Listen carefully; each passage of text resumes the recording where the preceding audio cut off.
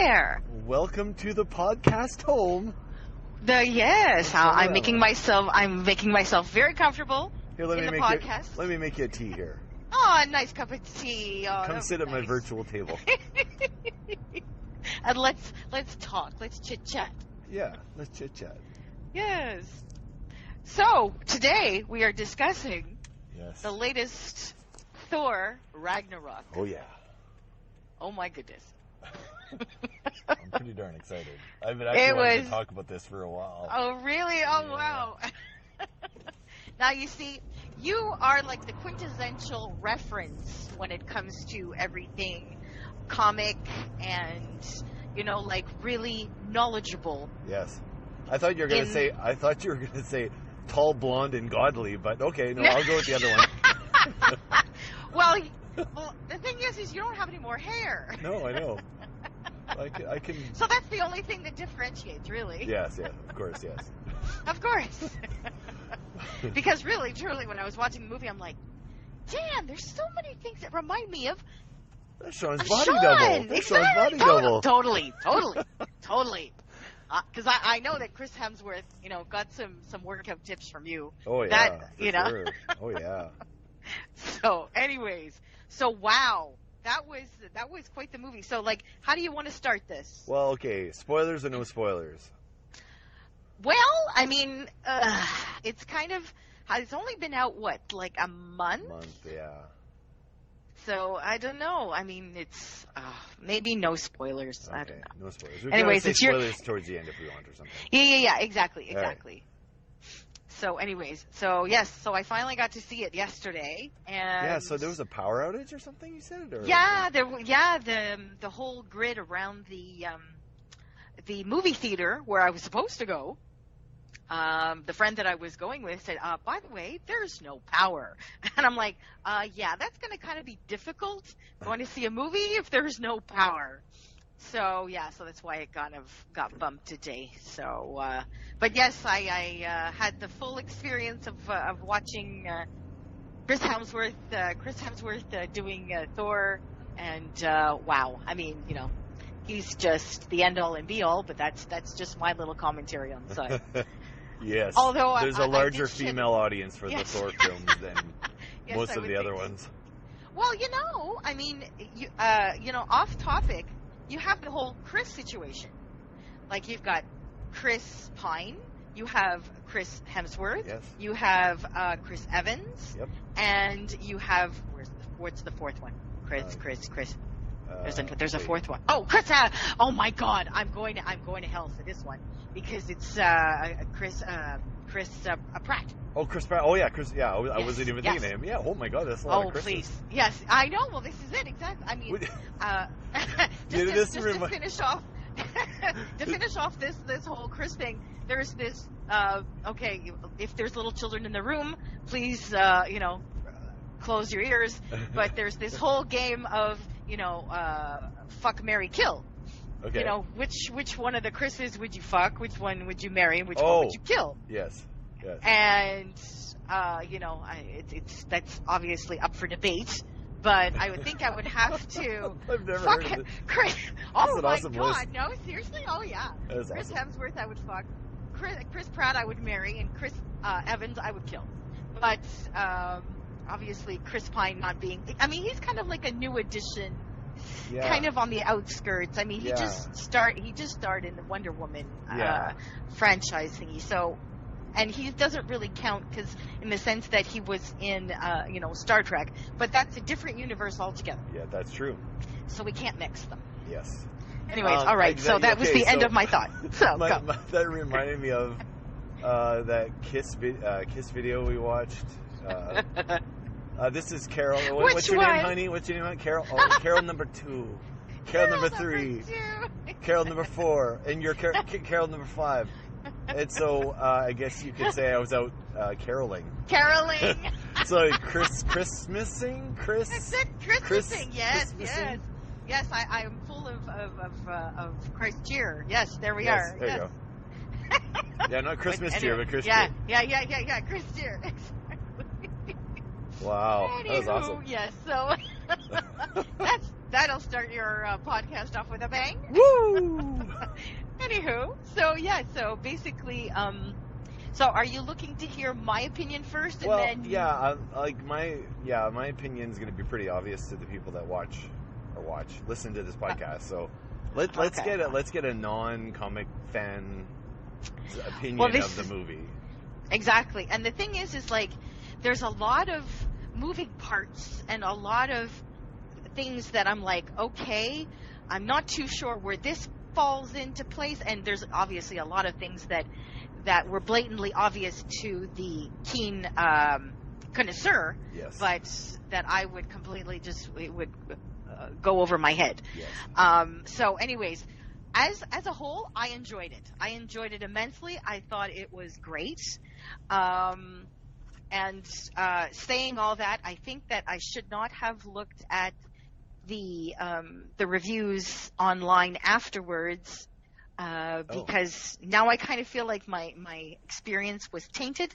Well, I mean, not actually. I saw them after. Like, I saw these whole review after, because I really wanted to go and enjoy the movie for itself. Exactly, and experience it, from my point of view, without any outside influence. Good for so, you. And I mean, that's the right way to yes, do it. well, I mean, because otherwise you just get tainted by everybody else's opinions, and it just kind of takes away from the whole enjoyment of it. And so, anyways, but I mean, I thought it seemed to have more of a campy feel. Yes. Than the previous ones. Oh yeah, completely different in tone. Like, really, it just seemed like it was just more. There was less seriousness and more camp. Yes. I mean, I just enjoyed it for what it was worth. But so essentially, that's true. We're not allowed to discuss any spoilers. But there is one particular actor who I'm assuming he gets credit in it, and who appears at the very beginning of the movie, and you're like, what in God's name is he doing there? Okay. And you're like, I know who what? you mean, yeah. What? Well, wasn't that enjoyable though? No, it was. I mean, because that particular actor is up for doing things like that. He's just the comic relief in any situation. And anyways, I just thought that was an interesting kind of take you out of the moment of the movie, but it was good. And I think I enjoyed also, like, having followed pretty much all of the MCU universe movies. I've seen them all. You have? And okay. Yes. I didn't realize you had. Okay. Oh, yes. And that much testosterone? Are you kidding me? So it was interesting to see how they're slowly starting to put all the pieces together, with the Ultimate Avengers Infinity War coming out in May of 2018, which the trailer just dropped yesterday. And I had to watch like 2 or 3 times, because I'm like, okay, I obviously, like, the first time you're just like, what? Whoa, wait, what? What? Like, the whole 2 minutes and 43 seconds of it was just like, there's so much coming at you, and there's so many little details. And anyways, so that was interesting. But anyways, back to topic. So anyways, so this is it. So you've got Doctor Strange, who makes an appearance, who kind of ties in from the, I think when Thor also showed up in the Doctor Strange movie. Yes. So but Thor also appeared in another. They did I think it's called a one shot, where they showed like what's Thor been up to since his last appearance, because he didn't show up in Captain America: Civil War. Like, him and Hulk were not there. So Chris Hemsworth, I think it was at his doing, he actually filmed the little things to say where he was. And he was renting an apartment. Did you see These that? were. Yes, I did. Awesome. These were like little videos that were on YouTube, and it's kind of like, I'm hanging with this guy. I think he had like an office job at one point. Well, his roommate did, and he didn't want to work. Exactly. That again. I'll get coins from the realm. That's it. They don't take themselves seriously at all, which I absolutely love. And I mean, just the whole banter. I think I appreciate the banter more in the MCU than I do in the DC. Although the DC, I mean, I know, I realize I'm, going off on tangents here, there, and everywhere, but having me on the podcast, you have to expect this because this, you see, my mind squirrel. is kind of like, it's squirrel, exactly. Exactly. It's kind of like having, Google tabs open on that's all at the same time. Yeah. Oh wait, I was looking at this. What was that? Oh yeah, exactly. Oh wait a minute, I have to go back to here. Anyways, so I mean, given the fact that the DC universe was kind of late to the game, as it were. Mm-hmm. I mean, well, yes and no. I mean, they kind of started. Oh boy. They kind of started the ball rolling back in 1977 with Superman, and then 1989 with Batman, and all of the incarnations of that. So, but I mean, as an ensemble cast, I think that they're behind, like a lot. So I think people, at least in my category, just the moviegoers and not the ones that appreciate the whole body of work with the comic books and everything.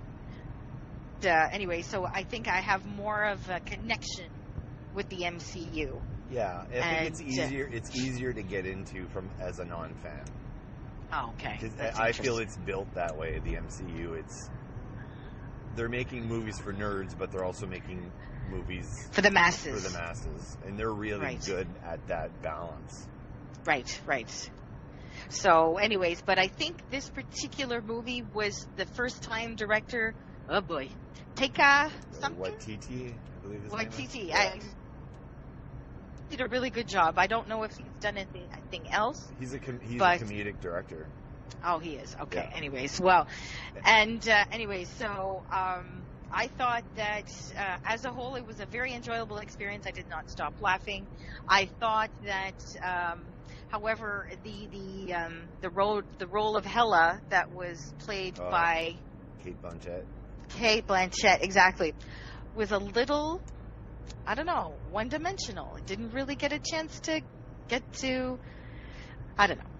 But I mean, and it did feel a little bit campy at times, but maybe that was the point, or maybe that was the intent. Yeah, I think it did go very campy, but I was happy with it because I guess with the previous Thor films, which I really like the Thor films. They're the least popular of all the movies, but I really like them. But the first two Thor movies are very entrenched in the comic books, and they're very comic booky. And the Thor comics, amongst all the other comics, were never mainstream even in the comics world. Oh, okay. So it was very niche-y. Oh, I see. Not niche-y, but niche-y. No, exactly. We're not talking about the philosopher. No. So I appreciate that the movies are different and maybe not as popular because it is a niche thing. But this movie, they're like, okay, well, let's bring it into a mainstream because Thor has been mainstream in the comics at times as well. Mm-hmm. And he's not, a one-dimensional guy. Like how they portrayed him in this movie is very similar to how he's portrayed outside of his comic book, and more like when he's in the pages of the Avengers comic book, where everyone kind of pokes fun at him. Oh, in that he's kind of dumb. Right. Well, but they seem to play that up to the hilt. Yeah. Like the fact that he's like this big dumb oaf of a Norse god, and they're just I mean, you put him just to compose to Bruce Banner, who has like 7 PhDs. Yeah. They're not in the same class. No. So but it's very interesting how these two are paired up, and it works. It really worked. It works. It works well, and all of the additional like you have Loki, obviously that completely shocked me that he's there because I mean I don't know if I'm about to spoil anything, but anyways, well, He's back. He's back. Well, He's back. There was, I mean, he was listed in the cast. He was in every single trailer, so it shouldn't be right. Well, this is it. Exactly. Because I was like, okay, hang on. You know, I might not know all of the elements, but I sure as hell know that I saw him die. So it's like, okay, what the hell? But then I guess I had blocked out of my mind that he had come back and he was impersonating Odin. Yeah, at the end of the movie, At the end of the movie. They showed that in the last movie, so we knew he wasn't dead. Right. Anyways, it was interesting to see the brotherly relationship between those two as well. That's my favorite part of all those movies. Yes. Honestly, yes. that relationship they have. Mm-hmm. And they really actually explained, I feel like they explained a lot of the relationship in a better way. Uh-huh. Like from the other side, like from a different side of the coin. Right. Just that, you know what, I do love this dude. Right, exactly. And pain in the ass, but I do love this dude. Exactly. I was upset when you died. You know, you are important to me, and so I that hate was you. Yeah, exactly. But you know, I still love you. Exactly. Yeah. So I you're like my brother. That. Those are things that I really enjoy in the movies. Yeah. It brings the human element to it. What did you think of, I was really curious. 10 minutes from home. So okay. Rolling along. I really want to know what you thought of other aspects of the movie, like the new characters that were introduced. Yeah, Kronk's one of them. Oh my God, I thought he was. I was looking forward to seeing him on the screen, like whenever he made an appearance, like in a scene. I was like, oh, this guy's hilarious. Mm-hmm. I really enjoyed it. I mean, just for the sake of, obviously, there was no other purpose for him except for being comic relief. Yeah. That was the only role that he had, but it was well done. I really enjoyed his role. What did you think about the female lead? Oh, the Valkyrie. Yes. She was tough chick, and you know she never really swayed because she's she was deeply hurt, and this is why she has to be as tough as she is. She was the biggest surprise to me. I knew I was gonna like Cate Blanchett just because I like Cate Blanchett, but I didn't know who this gal was, and I'm familiar with the character from the comics, right? And I don't know, she was the character I was the least excited to see, and the most surprised. Like how she played that character was masterful. It was it was the biggest surprise in the movie for me. Like, I really liked it. I liked her a lot. I want to see her again somewhere. Well, yeah, I think she will, because I believe her character is still moves on from what I understand. So yeah, but no, she was a strong character, and it was very endearing to see her and Hulk. Yeah, and I won't say more. That. I really enjoyed that. Yeah. So all in all, I give it a total thumbs up. Oh, and just for an entertainment factor, and also to help with the continuation of the story. And so now we'll have to see the continuation in another form in May. Yeah. And I believe it's probably literally going to start from the ending of Thor to that's going to be the one of the opening scenes to the movie. It feels like. Yeah, actually, and you were talking about kind of like the extra characters. I mean, you have to give props to what's his name, Jeff Goldblum. Oh my God! Basically playing the Grandmaster. Jeff Goldblum. Playing Jeff. And it worked so well. I'm a huge fan of that character from the comic books, like a huge fan. Okay. And right. His personification of this character was like, because he's such a cheeseball in the comics, but but he's not played that way in the comic books. He's just, like, oh my God, really? And they actually played it up, but he's still dangerous. Like, right. Well, you still fear this guy? He melts somebody. Yeah. So, to me, that was awesome. Phenomenal casting. I mean, that's pretty much your quintessential, crazy dictator, as it were. And I love Jeff Goldblum. Everything he's in he's always so freaking interesting. Well, even the shit movies he's in he's great. He's a character. Yeah. He truly is a character that plays an amazing character, and yes, he added definitely that extra little boost, I guess, to a great cast. It was, and just the banter that he has with his assistant. With his assistant was just it was too funny. And awesome. Anyway, so I laughed from start to finish, and I don't think I've ever laughed that much. And I was like, well, I guess, like, understanding, like, through afterwards, maybe through the eyes of like an Uber fan, that this is kind of like they're pandering to the masses to kind of work up the whole funny haha angle to appeal to a mass audience, and not address like the important storylines that have to be continued, blah blah blah. And I'm just taking this from videos that I saw afterwards online that I should not have watched. Because, well, that's not my frame of reference. Like, that's not. Anyways, whatever. Yeah, I'm a grown person. I was able to be pretty spoiler free going into the movie too, and it was This was the movie I was most anticipating all year out of all of the superhero films. Right. Wonder Woman was the one that surprised me the most. Mm-hmm. So it was way better than I expected. Then you would. I mean, I don't know. The actress just killed me. She was phenomenal. So, but Gal Gadot, yes. But I think Thor edges out. Like, I really enjoyed this movie. I just flat out enjoyed it, top to bottom. It had so many nerd moments in there that. Oh yes. You probably missed most of them because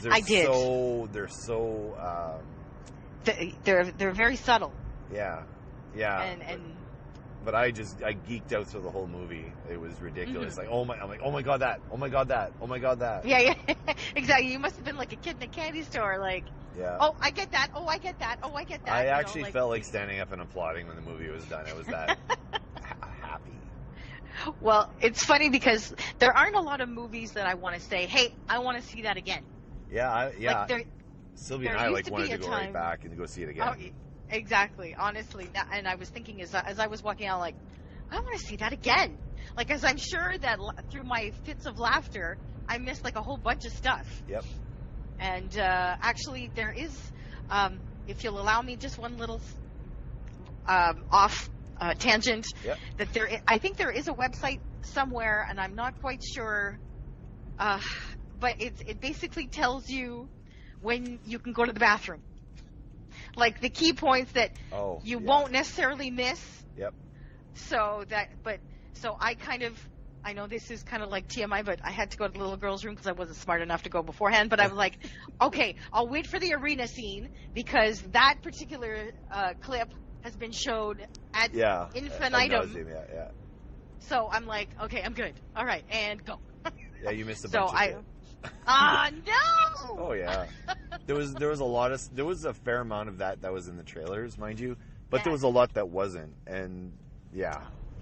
Like the whole context of the fight in the arena was played differently in the trailers than how it played in the movie. So there was elements in the trailers that were actually filmed differently than what they showed in the movie to keep the surprises there. I'm really happy about that. But yeah, I really love this movie.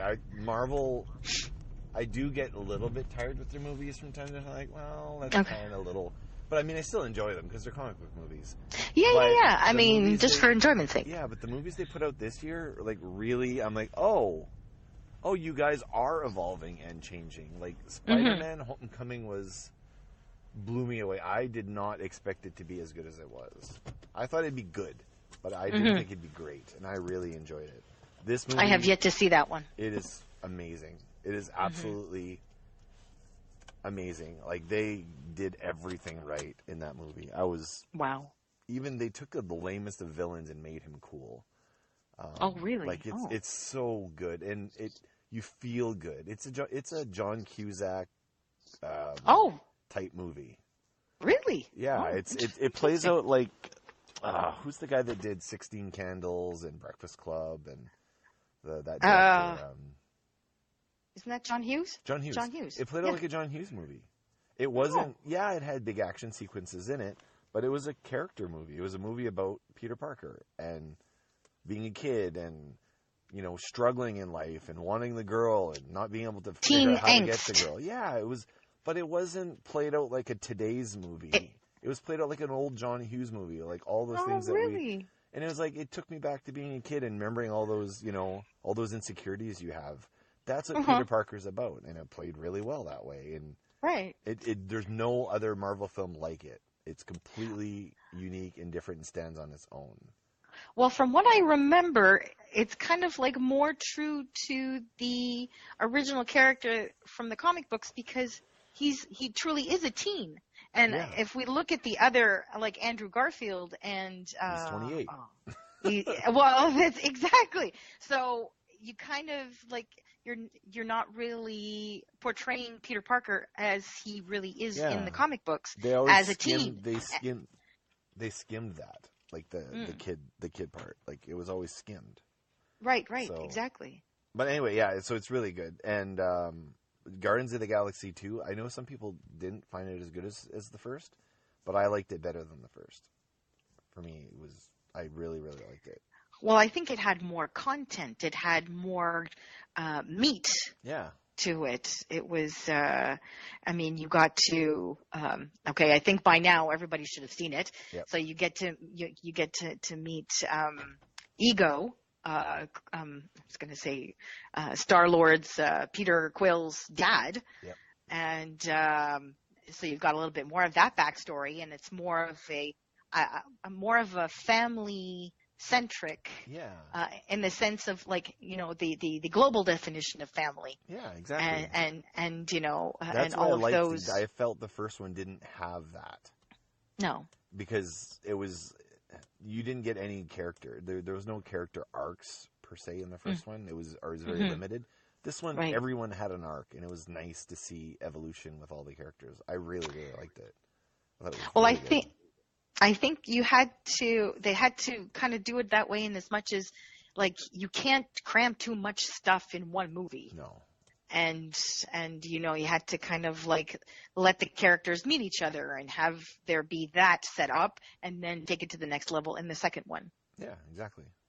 But that's okay. It gives me double the pleasure of watching Chris Pratt. Because that's all it is for me. No, I'm kidding. Anywho. So are you home? I'm home. I'm in my driveway. Okay. And my cup of tea is finished.